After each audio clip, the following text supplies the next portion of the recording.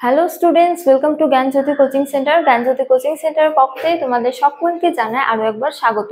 তো স্টুডেন্টস, আজকে আমি যে বিষয় নিয়ে পুনরায় তোমাদের সামনে চলে এসেছি তা হলো গুপ্ত যুগের স্থাপত্য নিয়ে।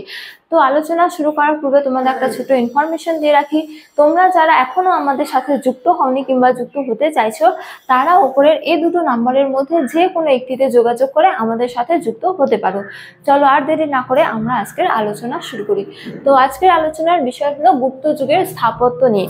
এই ক্ষেত্রে বলা যায় যে শিল্প সংস্কৃতির ইতিহাসে গুপ্ত যুগে অভূতপূর্ণ বিকাশ ঘটেছিল এবং এই অভূতপূর্ণ বিকাশের জন্যই গুপ্ত যুগকে সুবর্ণযুগ বা স্বর্ণযুগ বলে অভিহিত করা হয়। তো বলা হয় যে মৌর্য যুগে যে শিল্প সংস্কৃতির সূচনা হয়েছিল তার বিকাশ ঘটেছিল মৌর্যোত্তর যুগে এবং সেই শিল্প ও সংস্কৃতি পরিণত রূপ লাভ করেছিল গুপ্ত যুগে। তো গুপ্ত যুগের স্থাপত্যকে মূলত দুটি ভাগে ভাগ করে আলোচনা করা যায়। প্রথমত হচ্ছে যে পর্বত গুহা স্থাপত্য এবং দ্বিতীয়তম হচ্ছে মন্দির স্থাপত্য। তো আজকে আমরা পর্বত গুহা স্থাপত্য নিয়ে আলোচনা করব, পরের দিন আমরা মন্দির স্থাপত্য নিয়ে আলোচনা করব। তো এবারে বলা যায় যে পর্বত গুহা স্থাপত্য কি? তো মূলত পাহাড় বা পর্বত কেটে যে চৈত্য এবং বিহার বা সংঘারামগুলি নির্মাণ করা হতো সেগুলিকে মূলত পর্বত গুহা স্থাপত্য বলা যায়। এবারে বলা যায় যে চৈত্য কি বা সংঘারাম বা বিহার কি? তো চৈত্য হলো মূলত উপাসনালয় বা মন্দির জাতীয় ধর্মীয় প্রতিষ্ঠান। এছাড়া বিহার বা সংঘারাম কি? বিহার বা সংঘারাম হলো শ্রমণ বা শ্রমণাদের আবাসস্থল। তো এই পর্বত গুহা স্থাপত্যের অন্যতম নিদর্শন হলো অজন্তা গুহা, এলোরা বা ইলোরা গুহা এবং বাঘ পর্বত গুহা। তো প্রথমে আমরা আলোচনা করব অজন্তা গুহা নিয়ে। তো বলা যায় যে এই অজন্তা গুহা একটি নির্দিষ্ট সময়ে নির্মিত হয়নি এবং কোনো নির্দিষ্ট একজন ব্যক্তিও এই গুহাটি নির্মাণ করেনি। তো দীর্ঘ শতাব্দী ধরে এই অজন্তা গুহা নির্মিত হয়েছিল। যেমন বলা যায় যে আনুমানিক 200 খ্রিস্টপূর্বাব্দ থেকে মূলত 650 খ্রিস্টাব্দ পর্যন্ত এই অজন্তা গুহাটি নির্মিত হয়েছিল। এবং এই অজন্তা গুহা মূলত কোনো একটি নির্দিষ্ট গুহা নয়, এর মধ্যে অনেকগুলি গুহা রয়েছে। যেমন বলা যায় যে অজন্তা গুহার অভ্যন্তরীণ 29টি গুহা রয়েছে, যার মধ্যে 4টি হলো চৈত্য কি আমি আগেই বললাম। এছাড়া 25টি হলো বিহার বা সংঘারাম। ঠিক আছে।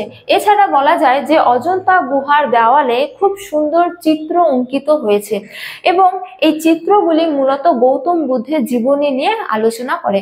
যেমন বলা যায় যে এই গুহার মধ্যে 26তম গুহাটি গৌতম বুদ্ধের মহাপরিনির্বাণ নিয়ে উল্লেখ করে। তারপরে এলোরা বা ইলোরা গুহা। তো বলা যায় যে অজন্তা থেকে 60 মাইল দূরে অবস্থিত এলোরা বা ইলোরা গুহা পর্বত গুহা স্থাপত্যের এক উল্লেখযোগ্য নিদর্শন। তো অজন্তা গুহার পরিমণ্ডল ছিল মূলত গৌতম বুদ্ধের পরিমণ্ডল বা বৌদ্ধ ধর্মের পরিমণ্ডল, কিন্তু এলোরা বা ইলোরা গুহা গৌতম বুদ্ধের বৌদ্ধ ধর্মের পাশাপাশি ব্রাহ্মণ্য ধর্ম এবং জৈন ধর্ম নিয়েও আলোচনা করে। তো এই এলোরা বা ইলোরা গুহার মধ্যে মোট 30টি গুহা রয়েছে। এই 34টি গুহা রয়েছে। তো এই 34টি গুহার মধ্যে 1 থেকে 12 নম্বর গুহার মধ্যে বৌদ্ধ ধর্ম নিয়ে উল্লেখ রয়েছে।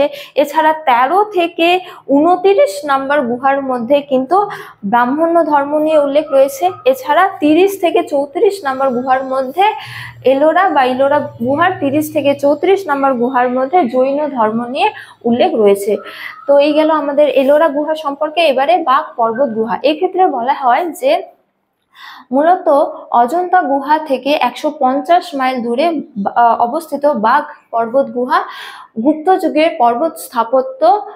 পর্বত গুহা স্থাপত্যের এক উল্লেখযোগ্য নিদর্শন। তো বলা যায় যে এখানে পাহাড় কেটে 9টি বিহার নির্মাণ করা হয়েছিল, কিন্তু এই পাহাড় অত্যন্ত নমনীয় হওয়ায় প্রায় অধিকাংশ গুহা বিহারগুলি কিন্তু নষ্ট হয়ে গেছে। তো 4 নম্বর রংমহল নামে পরিচিত গুহা বিহারটি এই বাঘ পর্বত গুহার অন্যতম উল্লেখযোগ্য নিদর্শন। তো স্টুডেন্টস, এই ছিল আজকে আমার আলোচনার বিষয়। তোমাদের ভিডিওটি ভালো লাগলে অবশ্যই ভিডিওটি লাইক করে বন্ধুদের সঙ্গে শেয়ার করো এবং আমাকে অবশ্যই কমেন্ট করে জানিও তোমাদের ভিডিওটি কেমন লেগেছে। তোমাদের সাথে দেখা হবে অন্য এক ভিডিওতে অন্য এক টপিক নিয়ে। ততক্ষণ ভালো থাকো, সুস্থ থাকো। Thank you.